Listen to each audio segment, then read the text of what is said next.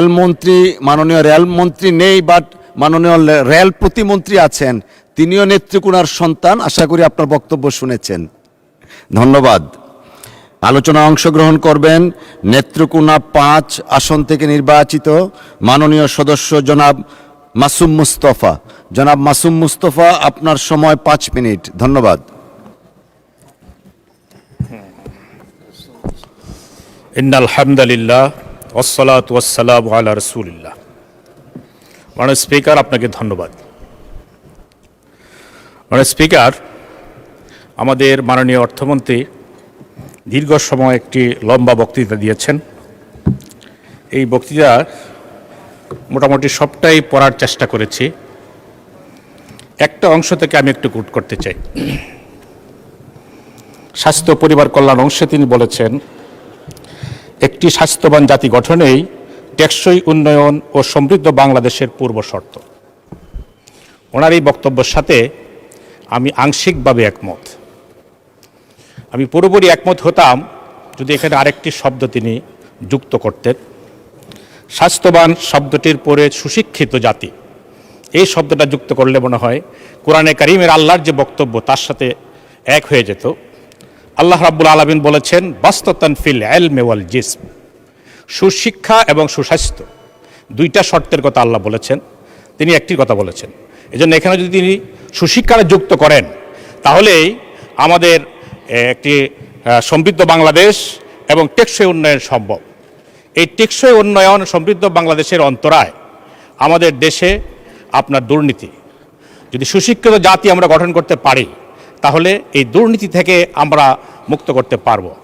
আমরা অতীত ইতিহাস যদি দেখি, বিগত সময়ে সাম্প্রতিক ইতিহাস, ফ্যাসিস্ট আমলে যারা রাষ্ট্র পরিচালনা করেছিলেন তারা প্রধানমন্ত্রী থেকে নিয়ে ওনার সঙ্গে যারা ছিলেন তারা সকলেই সুস্বাস্থ্যের অধিকারী ছিলেন, কিন্তু সুশিক্ষা না থাকার কারণে আমরা দেশটাকে সমৃদ্ধ করতে পারিনি। এই জন্যই আমি মনে করি যদি সুশিক্ষিত জাতি গঠন করতে হয় তাহলে সুশিক্ষা দরকার। সুশিক্ষার জন্যে আমরা মনে করি ইসলামাইজেশন অফ নলেজ, জ্ঞানের ধর্মীয় শিক্ষাকে সর্বত্র বাধ্যতামূলক করা দরকার। আজকে আমি দাবি করব যে সকল স্তরে শিক্ষার, ধর্মশিক্ষাকে বাধ্যতামূলক করার জন্যে, তাহলে একটি সুশিক্ষিত জাতি গঠন করা সম্ভব হবে, দুর্নীতিমুক্ত দেশ, সমৃদ্ধ দেশ গড়া সম্ভব। মাননীয় স্পিকার, আজকে যে বাজেট পেশ করা হয়েছে সেখানে মোটা দাগে জনগণের 4টি প্রশ্ন। 1 নম্বর হচ্ছে এই বাজেট বাস্তবায়ন সম্ভব কি না। 2 নম্বর হচ্ছে রাজস্ব আদায়ের যে টার্গেট নির্ধারণ করা হয়েছে সেটা সম্ভব কি হবে কি না। কারণ এই দুইটার অতীত ইতিহাস আমরা যদি দেখি, অতীত রেকর্ড, কোনো সময় আমরা সেই টার্গেট অ্যাচিভ করতে পারি নাই। 3 নম্বর প্রশ্ন হচ্ছে বাজেটে যে অর্থ বরাদ্দ করা হয়েছে সেটা লুটপাট হবে কি না। বিগত সময়ে বাজেটের আকার বড় করা হয়েছে আর বড় বড় লুটপাট করা হয়েছে, রাষ্ট্রের অর্থনীতিকে পঙ্গু করে দেওয়া হয়েছে, 30 লক্ষ কোটি টাকা দেশের বাইরে পাচার করা হয়েছে। এজন্যে জনগণ সন্দিহান যে এই বাজেটে লুটপাট হবে কিনা। আমরা মাননীয় অর্থমন্ত্রীর কাছে আমরা স্পষ্ট বক্তব্য জানতে চাই, জাতি জানতে চায়, তিনি যেন স্পষ্টভাবে ঘোষণা দেন এই বাজেটের একটি পয়সাও লুটপাট হবে না, অপচয় হবে না, মিসইউজ হবে না। আমরা যদি একটু উদাহরণ দেই, বিগত অর্থ বছরে 1 কিলো রাস্তা নির্মাণ করতে, আমাদের বাংলাদেশে 1 কিলো মহাসড়ক নির্মাণ করতে ইন্ডিয়ার চাইতে 4.4 গুণ খরচ বেশি হয়েছে। আমাদের চায়নার চাইতে প্রায় 2 গুণ অর্থ বেশি খরচ হয়েছে এবং পাকিস্তানের চাইতে 2.15 গুণ অর্থ বেশি খরচ হয়েছে। এগুলো শুধু হয়েছে লুটপাটের কারণে। এই জন্য লুটপাটকে যদি আমরা নিয়ন্ত্রণ করতে পারি ইনশাল্লাহ আমরা সমৃদ্ধ বাংলাদেশ গড়তে পারব। 4 নম্বর প্রশ্ন হচ্ছে জনগণের, বাজেট বরাদ্দে বৈষম্য হবে কি না। আমরা বৈষম্যের জন্যই লড়াই করেছি, বৈষম্য দূর করার জন্যই লড়াই করেছি, বৈষম্য দূর করার জন্য আমরা জীবন দিয়েছি। আমাদের অনেকেই বঙ্গত্ব বরণ করেছেন, অনেকেই শহীদ হয়েছেন। উই ওয়ান্ট জাস্টিস, এই ছিল আমাদের স্লোগান। আমরা এই সরকারের 4 মাসে আমরা বৈষম্য লক্ষ্য করতে পেরেছি বরাদ্দের ক্ষেত্রে এবং বিভিন্ন জায়গায় যেমন সিটি কর্পোরেশন, জেলা পরিষদের প্রশাসন, এই সব জায়গায় আমরা বৈষম্য দেখেছি এবং বিভিন্ন অর্থ বরাদ্দের ক্ষেত্রেও সরকারি দল বিরোধী দলের মধ্যে আমরা বৈষম্য লক্ষ্য করেছি। এই বাজেট যে নির্ধারণ করা হয়েছে, যদি সেখানে বৈষম্য দূর হবে কি না, এইটা জনগণের মনে প্রশ্ন। আমরা আজকের এই ধন্যবাদ মাননীয় সদস্য, সময় শেষ।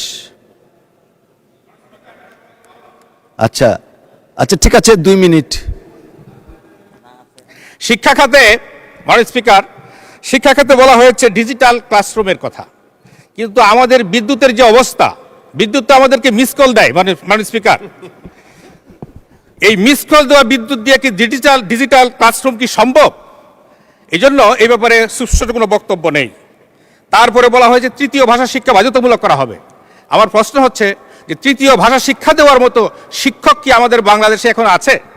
এই জন্য এই প্রশ্নগুলো আমাদের রয়ে গেল মাননীয় স্পিকার। মাননীয় স্পিকার, সময় তো শেষ হয়ে যাচ্ছে, আমি আমার এলাকার উন্নয়নের কথা বলতে চাই।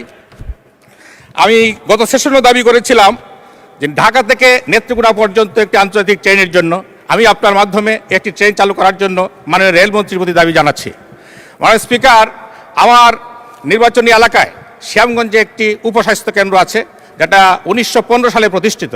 সেটাকে 25 শয্যা বিশিষ্ট হাসপাতালে উন্নীত করার জন্য আমি আজকে স্বাস্থ্যমন্ত্রীর কাছে দাবি জানাচ্ছি। মাননীয় স্পিকার, আমার এলাকার যে পৌরসভার কথা দাবি আগেও করেছিলাম, আবারও আজকে নতুন করে আমি সেই পুনর্ব্যক্ত করছি।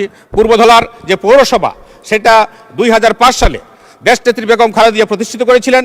ফ্যাসিস্ট আমলে সেই পৌরসভাকে বাতিল করা হয়। সেই পৌরসভা আবার পুনঃপ্রতিষ্ঠার জন্য আমি আপনার মাধ্যমে দাবি জানাচ্ছি। মাননীয় স্পিকার, আমার এলাকার রাস্তাঘাটের অবস্থা খুবই শোচনীয়।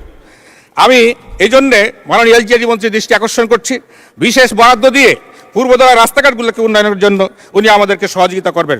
মাননীয় স্পিকার, শেষে আপনাদের আবারও ধন্যবাদ জানিয়ে, আপনার মাধ্যমে সকল সংসদ সদস্যকে ধন্যবাদ জানিয়ে আমি আমার সংক্ষিপ্ত বক্তব্য এখানে শেষ করছি। আসসালামু আলাইকুম ওয়া রাহমাতুল্লাহি ওয়া বারাকাতুহু। বাংলাদেশ জিন্দাবাদ। ধন্যবাদ মাননীয় সদস্য। মাননীয় রেলমন্ত্রী নেই, বাট মাননীয় রেল প্রতিমন্ত্রী আছেন, তিনিও নেত্রকোনার সন্তান। আশা করি আপনার বক্তব্য শুনেছেন। ধন্যবাদ। আলোচনা